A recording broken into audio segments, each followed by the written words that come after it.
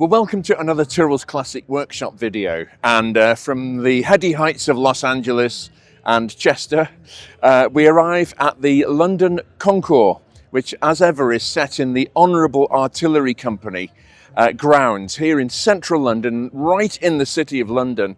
And this is probably the most expensive behind over there, probably the most expensive cricket pitch in the world, the most valuable.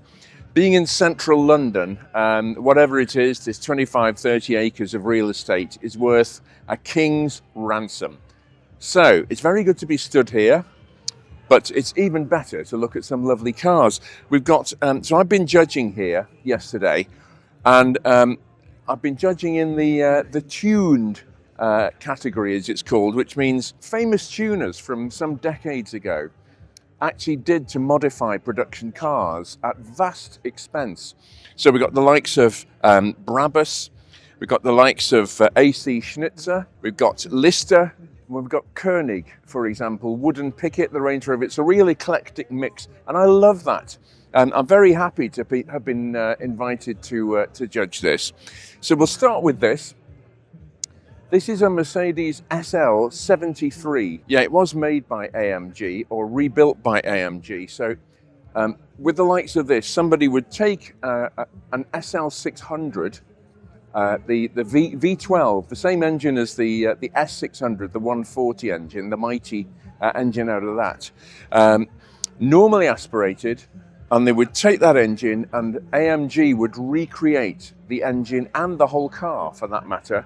And this became a 7.3 litre V12, very closely related to the Pagani engine, actually. It was a fast car, this, 0 to 60 in under 5 seconds, which was moving some for the 1990s. All the interior has been retrimmed on this car. What would normally be Mercedes SL plastic was retrimmed with hand-stitched leather. This car ended up costing over twice as much as it would have done when it was new. So this car was around about £100,000 new, and it ended up being 220, the owner said. New. I mean, outrageous sums of money, really. So we'll carry on having a walk along the line. We've got this BMW E36 M3. Lovely car, real driver's car. AC Schnitzer got let loose on this car as well. Every available option, more visual and more tactile than mechanical. Virtually the full catalogue was thrown at this car. This car was bought for the gentleman who owns it. It was bought for his 21st birthday by his family. It's of huge sentimental value. He took his baby when it was born from the hospital back to their house in this car. Very, very sweet. Absolutely lovely. So yeah, that's the BMW. Then next, continuing the 1990s zeitgeist, we have this Brabus Mercedes 300 TE. Started life as a 3 litre, 24 valve, twin cam, straight six car. And then it was taken by Brabus out to 3.6 litres. This is a real flying machine as well. Fearsomely expensive. All these companies charged a lot of money. They're re-engineering the cars. And this has got uprated wheels, brakes, suspension, infrastructure to cope. So this is a fire-breathing monster of a shooting brake, an estate car. We now move to this, which is a Listister Mark III Jaguar XJS. Started life again as a 5.3 litre engine V12. The later Listister Jaguars had the front end that came right down. It was like a droop snoot. Great for aesthetics and aerodynamics, but not so good for cooling because it meant that this was blanked off. And on this engine, you need every ounce of cooling. It's twin supercharged. It's got an Albrecht supercharger, which is a centrifugal supercharger here, and another one over there, each feeding each bank of 6 cylinders. Well, it's north of 600 brake horsepower, but we mustn't forget that it takes at least 100 brake horsepower just to power the superchargers. So in actual fact, this is developing net or gross over 700 brake horsepower.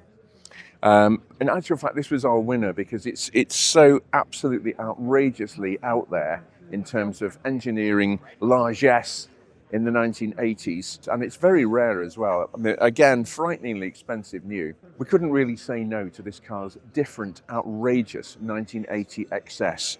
So we move along, we ratchet, still same make and model, we ratchet it down to a collaboration between Jaguar and TWR, Tom Walkinshaw Racing, in the 1980s. This is a 6-litre V12. It's still got the original General Motors TH400 transmission, turbo hydromatic. The beauty of this is the valve body underneath the transmission could actually be reprogrammed to change the shift points, how easily it kicks down from one gear to another, etc. So you can actually tailor the automatic gearbox to the characteristics of the engine. So this was sort of designed as a very refined express, really. It was an XJS+++, whereas this is XJS off the scale. So we move along now to another very famous name, the German tuners Koenig. They were up to about 1,000 brake horsepower, claimed the Koenig Testarossers. The engine in this, it's a flat 12, of course, 48 valve, lovely, very much detuned and reprogrammed Formula One engine. Very tunable, as Willy Koenig and his team discovered. I've never driven one, but I do suspect this is a very, very serious car.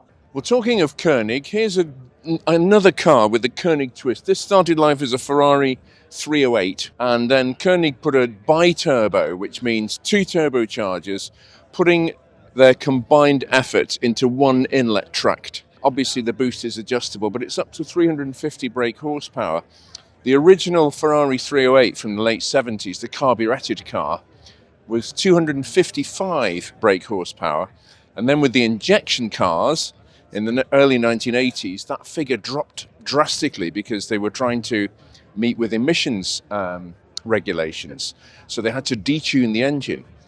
Then the Quattrovalvole came out and restored some of the power. But of course, you can't beat 2 turbos in terms of making a car sparkle, shall we say. So this is another iteration on the mad Koenig modifications. And again, this would have been a fortune to have done this, really, when it was new. I do love classic Range Rovers. This was done like this from new. This is a 1982 car. It went to the English coach builders, Wood and Pickett. They completely chopped and changed the car. It went to a Middle East royal family, and the car was converted for them. The full Wood and Pickett treatment, this amazing grille that they did, a fantastic piece of work. The dashboard, completely redone. It still has its original V8 with the terrible twin Stromberg carburetors, actually. They were awful things to tune. But it still has those. But the interesting thing is, the back end was extended because it's got an electrically raising and lowering top. But they actually wanted to keep the boot lid some space behind the rear seats for the folding top, which has its own well, and then actually put a boot behind that. So that's why it's quite long, short at the front and long at the back. Finished in Sahara beige metallic. Very different from the British Leyland Sahara beige, which was ghastly. It was like a creamy beige colour. This is actually lovely. It just really pops in the sunlight. So yeah, we'll carry on. We'll carry on. I have to say, I think this is one of the grooviest cars in the show. A most unlikely choice, maybe. I don't know. Is it or isn't it? This is a BMW E12, the second iteration of the tuning modifications from Alpina, BMW's answer to Mercedes AMG. This is a B7S, so it's left-hand drive only. They couldn't actually supply them in right-hand drive because of the exhaust installation in the engine. The engine is the slant straight 6, and for that reason they couldn't actually, the plumbing wouldn't work. Because it's a slant engine, one side had lots of room and the other side didn't. So they had to do a lot of creative accounting with regard to plumbing in the engine bay to make it happen. But here we have it. upwards of 350 brake horsepower. Thank you very much again. But just a stunning looking thing, styled by Paul Brack, who styled the Mercedes Pagoda, the Mercedes S-Class, the 126, etc. A legendary designer. It's got these turbine Alpina wheels, which were very much a feature on BMW, set them off beautifully. It would be hard to imagine a wheel that looked better on this car, really. The first owner was the 12th Duke of Marlborough. He had this car as his everyday hack in the early 1980s. It's got the wild Recaro seats with all the adjustments and heating elements and everything that were an absolute facet of early 1980s sort of road rocketism. It really is an amazing piece of machinery, this. I think it looks $1 million in this dark blue metallic with its gold Alpina striping. I think this is definitely a very cool car. The Alpina B7S BMW E21 5 Series. Okay, well here we have what I was talking about earlier, the Hypercar collection.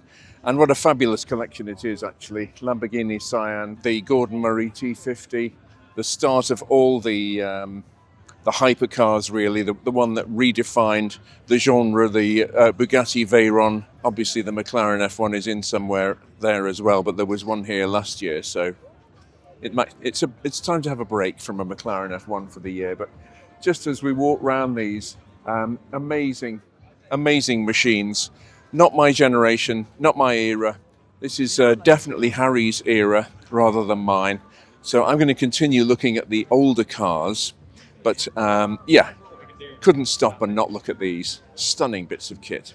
Well, this is a car that appeals to me very much too. Who doesn't like a C2 Corvette? This is very interesting. A lot of them left the factory with the 327 engines, which was a great unit. It went on to power all sorts of cars. The ESO, the Bizzarini, the Gordon Keeble, the British-made car. They made 99 or 100 of them, all using the 327 Corvette engine. Forget that. This is the daddy. This is the 427 cubic inch Corvette from new. 7 litres, thank you very much. Well, they did 3 versions of this car, the 427 Corvette. This is the most tame of them, if I can describe a 7-litre V8 powered fiberglass car as tame. The real sort of unicorn one that was 2 levels up from this was the L88. They made 20 of them, and they are now, I think one changed hands recently for $3 million. It was optioned with the Muncie Rock Crusher transmission, manual gearbox. How about that? In other words, I can handle 7 litres without any problem. And the attendant torque. We're talking 0 to 60 in a shade over 6 seconds, which was very fast for 1966. In fact, it was so fast, this gentleman spec'd this car up new, and after 6 weeks, he wrote to the local GM dealer and said, I want to change it for a Cadillac because I'm going to kill myself in this car. It's too fast and too much of a handful. But it survives to this day with its original matching numbers, 427 cubic inch V8, 7 litre. I think this is an absolutely amazing bit of 1960s serious Americana with the power to match the looks. Well, there's also a category called wild cards, which is anything weird and wonderful. And this car is just amazing. This is a Lancia Delta S4, and this is a question of real development over time. It's got the Fiat twin cam engine, which came out in the early to mid 1960s. One of the first cars to use a cam belt, actually, apart from the glass. But this engine has been tuned and tuned and tuned, and here it is in this amazing Italian missile. And this car is presented so beautifully with this very interesting triple level rear suspension. So you've got a spring damper unit, a coil-over spring damper unit like cars normally have, with the grey part is a bump stop. It's a foam bump stop to stop the shock absorber bottoming when you get airborne and then land again. But also it's got these other telescopic shock absorbers at the side. I mean, this car is bristling with ingenuity and technology. It's also got this rather strangely luxurious, because this is a road going, this is a Strada model, it's got this sort of interesting beigey orangey Alcantara interior as well.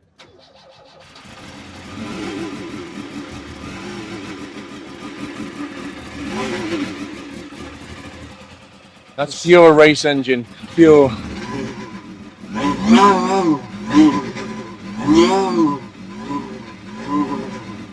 Okay, so everything on this car is bespoke. It looks like the original Fiat twin-cam engine, which it's related to, but all the castings are specially done on this. It's supercharged and turbocharged, of course, and the cylinder block, even the crankshaft, is a one-off because it drives. The supercharger is under there. It drives the supercharger direct from the engine, but the turbocharger is separate as well, driven from the exhaust, of course. It started life as 250 brake horsepower, and then it was sent back to Italy, and they converted it to Potenziale specification, which adds another 100 brake horsepower. So you end up with 350 brake horsepower in a car that is very, very light, and that equals big fun. Well, a car that's really caught my attention here is this car. There was Alfa Romeo made a series run of 12 T33s, as they were called, in 1967, and they are commonly regarded as one of the most beautiful cars ever built, and we can see why. This company, Automotive Artisans, are making not quite tool room copies, but they are I would describe it as an evocation of the T33. So this is called the R33, the replica 33. The original Alfa had the V8 racing engine, which eventually got productionized for the Montreal car with the speaker, fuel injection, 4 camshafts, gorgeous V8 engine. What they have done is taken the Maserati engine, the 4.2, 4.3. It was used in the Ferrari 430, used in Maseratis as well. In the Maserati guys, it had the twin plane crankshaft, so it made the usual distinctive V8 noise. In the Ferrari V8, as we know, it's a single plane crank, which a lot of car manufacturers have now gone that way. So in short, what I'm saying is this sounds like the original car, but it goes a lot better. They've sort of replicated the chassis of the car. They're making a production run of 33 of them. They're not cheap. £650,000 plus VAT. The real deals on the market are name your price, really. They're a very, very difficult car to value. I know of one that has changed hands for north of £25 million. No truly exotic car would be complete without scissor or gull-wing doors, and this car is no exception. It's all beautifully done. As I say, it's if you park this next to an original Alfa T33, it would look extremely similar. The wheels have been replicated, etc. But I couldn't walk past this car without noticing it. It's absolutely gorgeous. And maybe what a classic car should be, all things considered, although hardly in everybody's price range. This is the overall winner of the event, a 1975 or 76 Countach LP400, the original first generation Lamborghini Countach, the purest and simplest of them all. And the funny thing is, I mean, it's surrounded here by a Diablo, a Dodge Viper, Aventador, Dino 246 even, and it's surprising how small this car is. It's quite diminutive, really. We know this is the low body, so it's actually quite low. The later Countaches are about that height. The whole car just went boop, up, but even so, it's tiny. This is the launch color for the Countach, or one of them, is a giallo with a tobacco interior.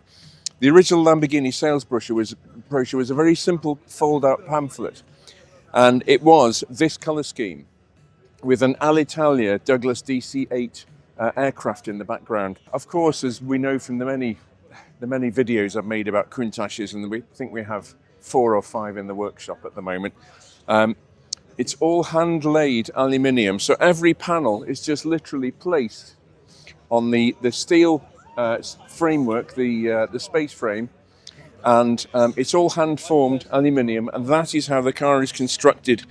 This is open behind this aluminium round belly, as it's called, on the earlier Countaches. Changed in 1988, it went on to the 88.5. which had these strakes, a bit like a mini Testarossa effect on the sills. But this is the original round belly Countach, aluminium join there, butt joint, and the whole thing is just carefully laid on the space frame, and the result is striking, really. And this car, the other thing is, this car's got the original stock factory type exhaust on it, which is a big box. It's a big silencer unit with 4 tailpipes. So many Countaches have had, they did what's called a sports exhausting period, which was considerably louder actually. That was very quiet, the standard exhaust, very quiet.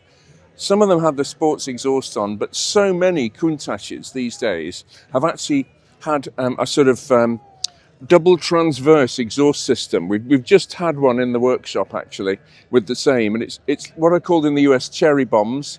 They're like bullet-shaped silencers with a cylinder of perforated material inside them, and they don't have a massive silencing effect, it has to be said.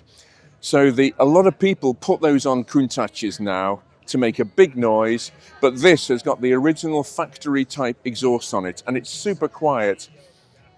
Too quiet? No, I don't think so. There's plenty going on. The early cars, when you're sat in them and driving them, you've got the whine of the oil pump at the front of the engine, which is right by your ears, a very distinctive noise. It quietened down in successive cars. You didn't have as much mechanical noise coming into the cabin. And also the tappets on the later Countaches, on this car, they're quite wide, the tappet clearance gaps. Just to be really nerdy for a second, they're 0.25 millimeters, 10,000ths of an inch. And you can actually hear the valve gear in your ear when you're driving this car. It's sort of like a muted clatter, and that's how it should be. But the later cars, the Quattrovalvoles in particular, they quietened the tappets down. They altered the cam profiles and made the cams more friendly, more gentle in opening and closing the valves, which means they're quieter. So, yeah, all that to say, I mean, if somebody could sit in one of these and rev it blindfold, you could tell what generation of Countach it was by the various noises that were coming through the bulkhead. And the whole thing, like Ferraris of the era, it has a big dish underneath this part of the car, which is the floor. It's a huge fiberglass moulding, like the Ferrari Dino, like the Ferrari Daytona, like the Ferrari Boxer, just hand-laid fiberglass, and it works ever so well. So yeah, a very worthy winner of the event this. A Lamborghini Countach Periscopio. Well, that concludes another Tyrrell's Classic Workshop video. Hope you've enjoyed it. Please do remember to subscribe and like, it does make a difference. And we'll be back with something else very soon.